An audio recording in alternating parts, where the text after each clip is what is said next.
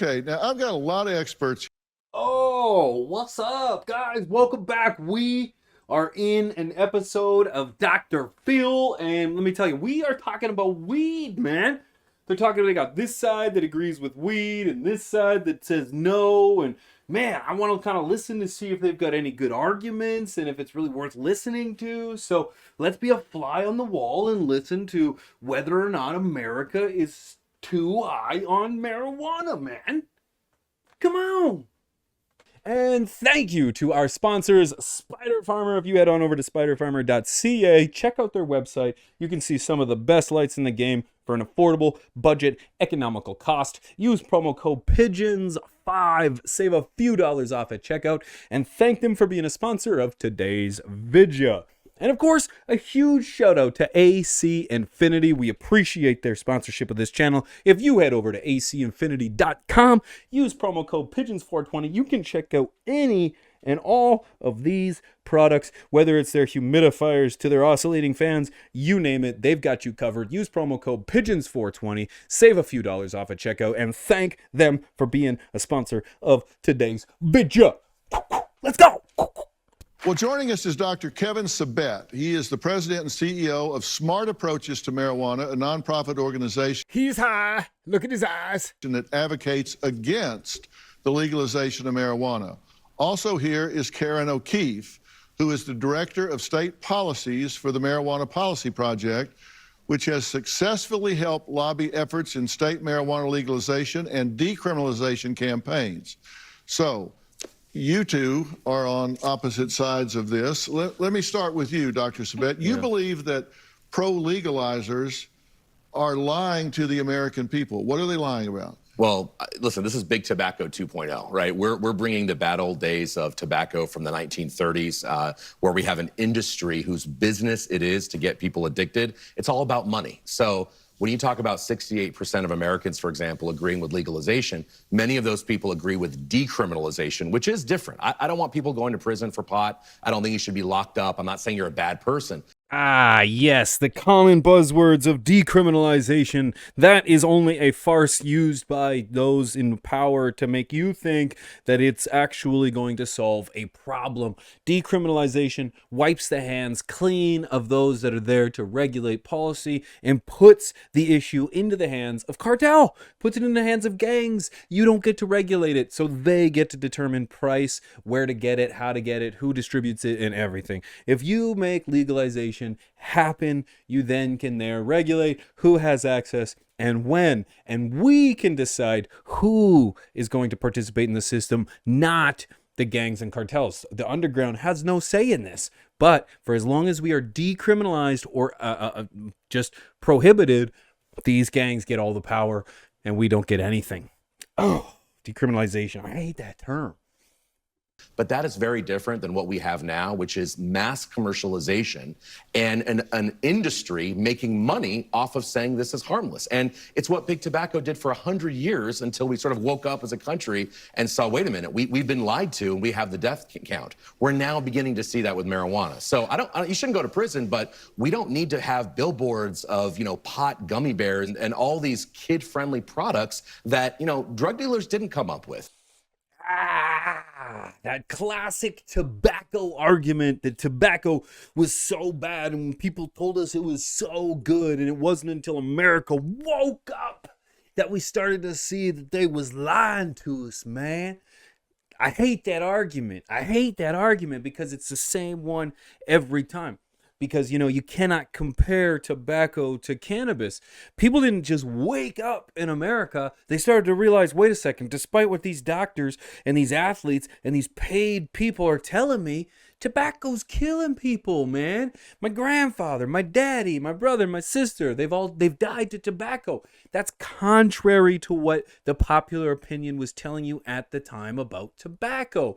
The evidence is here. There isn't a single doctor that would prescribe a cigarette to a patient because he had some kind of ailment. We use cannabis for just that reason. You cannot compare apples to oranges. What do you say to all that?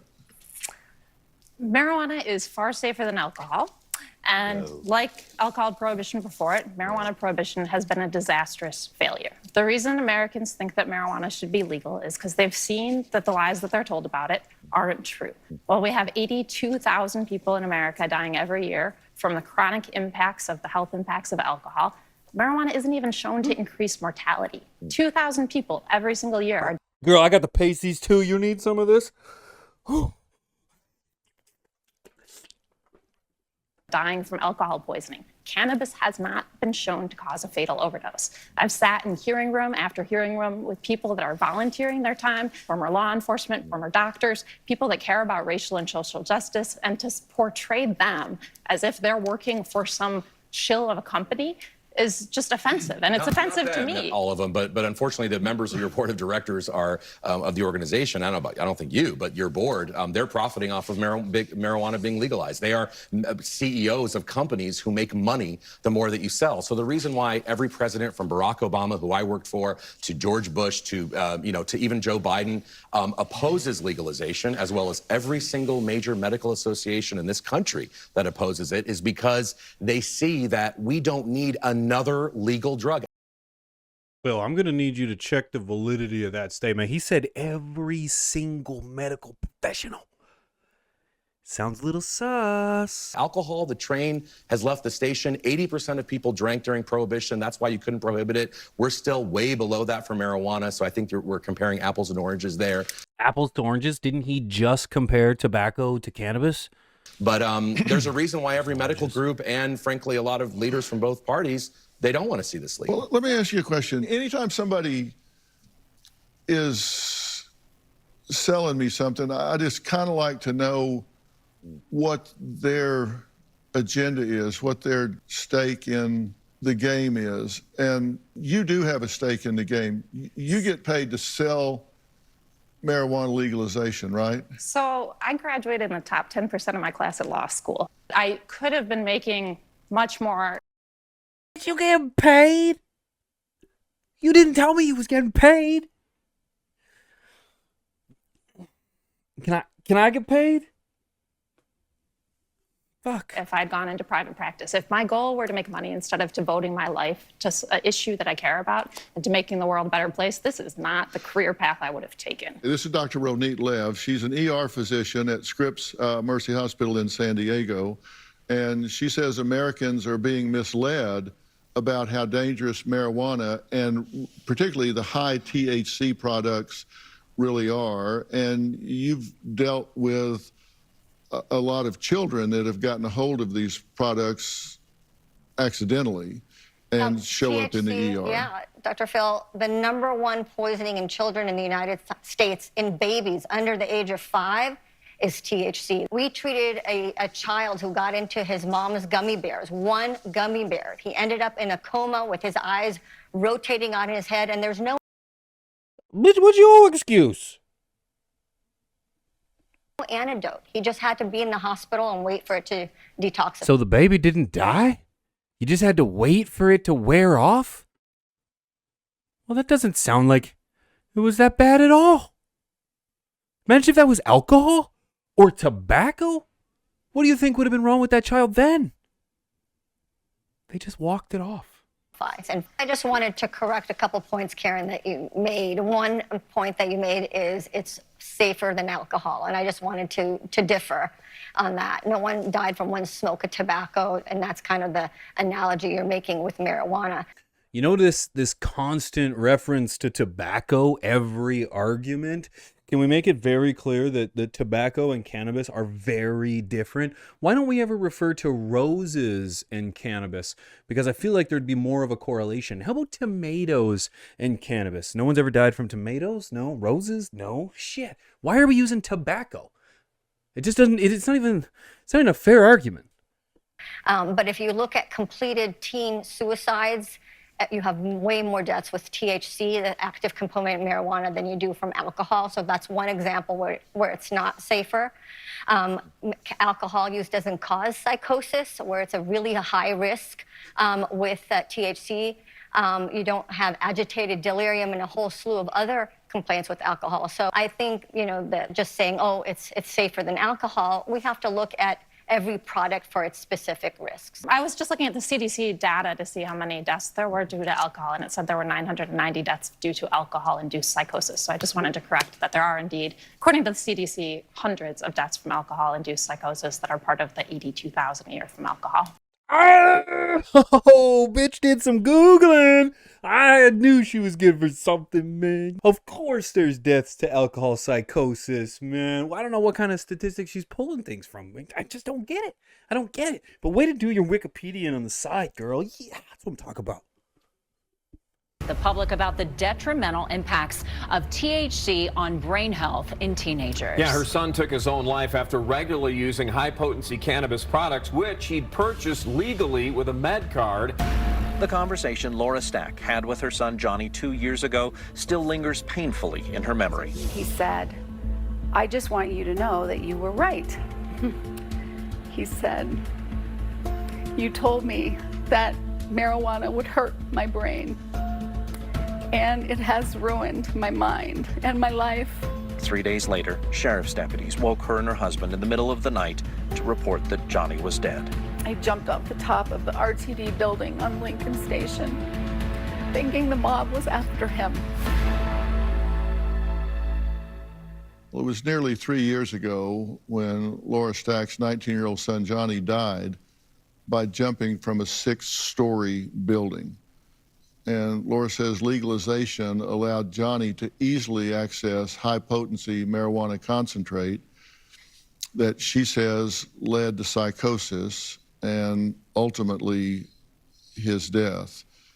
And Laura, first, I'm so sorry for your loss. First, take me through the moment that you got that phone call.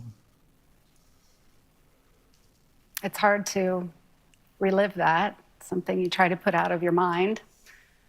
It was early in the morning, the phone rang, and I suspected it would be Johnny, and looked down instead and saw Douglas County Police Department, and woke up my husband and said, the police are at the door, and I asked them, "Do you have Johnny with you?"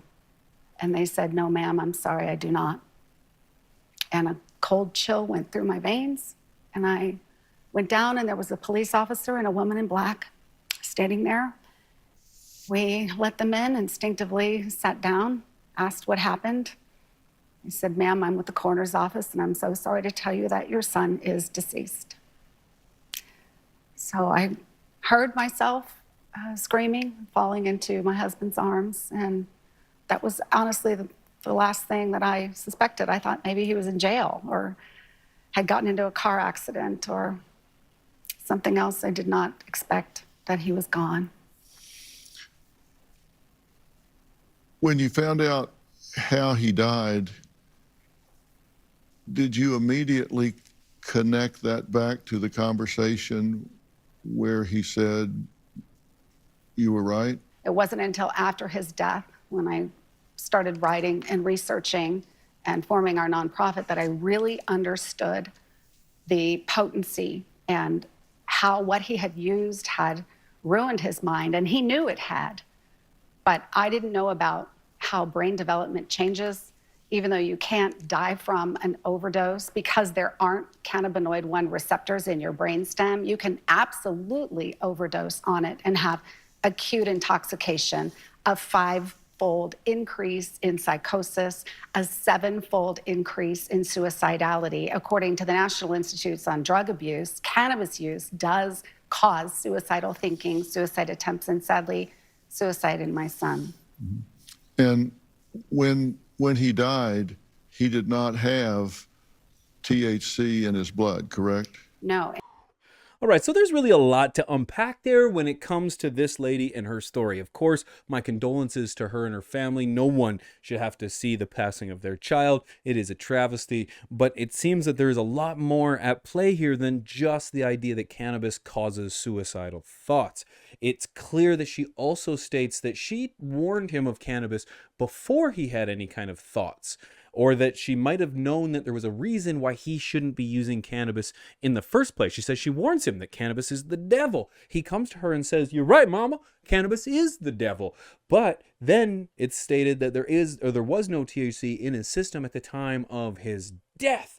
So then it leads me to believe that perhaps cannabis wasn't the cause of his suicidal tendencies, but it was merely correlated to a man who had a mental disorder that then used cannabis. A reasonable argument would then be able to, come from that maybe perhaps it was the milk in his cereal that was related to his suicidal tendencies. There is no connection between the two other than a man using cannabis with a mental disorder. And I feel bad for Johnny, but Johnny, he liked his weed, and unfortunately, weed or cannabis isn't for everyone, and that's really the story here that's being glossed over. Rather than telling people to be safe and be aware, they're just saying, don't do it at all, it's bad for you. And I think there's more harm in that than there is in the latter. The question is, do we want to make marijuana more acceptable, easier to get a hold of, more commercialized, or do we want to make it less? That I think is the key policy question. I got to speak to that. Sure. Go ahead. Just real quick. Under Prohibition, when people are buying marijuana, they buy it from people who are selling other drugs. And this is what we've seen in policing. So you go out and you buy your marijuana, and what I do is someone selling you your marijuana, I upsell you. I don't even have to sell you heroin or coke. I can give it to you. Meth or anything else, PCP, I'll give it. How come I had no drug dealers giving me free drugs when I was young, man? I'd come over for weed, and all I'd get is smoke my own weed, so I'd leave there with no weed, man. Fucking, they're giving drugs away, man. Fuck. What you want to say? Keith We got to Stroke. take a break, but go ahead. Keith Stroke in the 70s said, first we're going to get marijuana identified as medicine, then we're going to get it normalized, then we're going to get it legalized. That's what we've seen happening over the last 40, 50 years. And the potency that was shown there is no limit to potency in California. There's no limit to potency in virtually all states. Nowhere. So all of this product is available. Hold And your there's policy, supposed to be maybe. limits to how much you can buy. Nobody is tracking that. But that's also why regulation is important. We've had you all 10 agree with the years potency is cap at least? Could we That- meet? no, and that- can we meet there? regulation That is has not exactly what worked. I'm That's right. Let's go back to their favorite argument. Nobody is tracking how much tobacco, how much alcohol, how many groceries, what kind of vitamins you're buying. Why should there be a limit on these kind of purchases when it comes to tobacco? There's no limit on alcohol. There's no limit on, how much nutrition can be done into your vitamins. Why would you put a potency limit on cannabis or a purchase equipment? That makes no sense to me, old man. Try again. That is exactly Can my we point. agree on a potency cap on the show? if That you would be were a even- breakthrough with the two legalization sides. No, I'm serious. We have to take a break. Today's audience, like you at home, is highly divided over this topic. But has anyone here been persuaded to change their mind after today's discussion? I'm going to ask them after the break. We'll be right back. Nobody's been persuaded. I got to admit, it looks as if both sides have already set their minds on their ways. And, it seems as if that is kind of the problem when we have a conversation, is not all sides are open to discussion. However, some arguments, some points were proven. However, I think if anything, I'm not sure we changed any minds here today. But nonetheless, I want to pose the question up to you. What do you think? Legalization, yay, or legalization, nay? What's your input? What's your takeaways? Do you think legalization will lead to a boatload of regulation that we can't get away from? Or will legalization lead to a path of healing and acceptance that, can really do better for mankind as a whole? I want to hear from you. Let me know in the comment section below. That's all the time I have today, guys. I appreciate you watching. Much love, and we will check you on the next one.